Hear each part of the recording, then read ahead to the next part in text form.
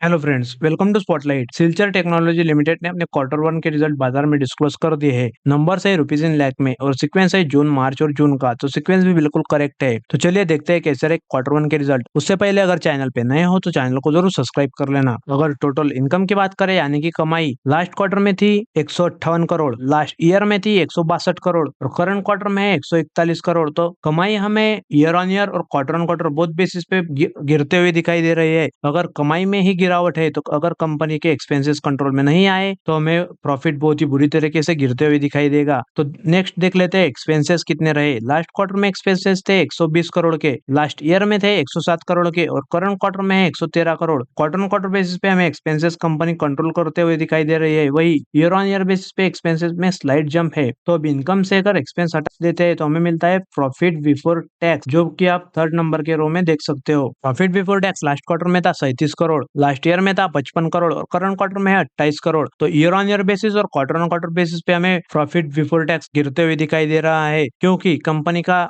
Income ही कम हुआ, साथ ही में एक्सपेंसेस भी जम कर दिए। उसकी वजह से प्रॉफिट पे हमें डायरेक्ट इम्पैक्ट होते हुए दिखाई दे रहा है। प्रॉफिट बिफोर टैक्स के बाद हमें मल्टीपल टैक्स के एडजस्टमेंट होते हुए दिखेंगे और हमें मिलेगा profit for the period. Last quarter में था 28 करोड़ का प्रॉफिट, लास्ट ईयर में था 41 करोड़ का और करंट क्वार्टर में है मात्र 20 करोड़। 41 करोड़ से 20 करोड़ हो चुका है, मतलब 50% की गिरावट हमें ईयर ऑन ईयर बेस पे प्रॉफिट में होते हुए दिखाई दे रही है।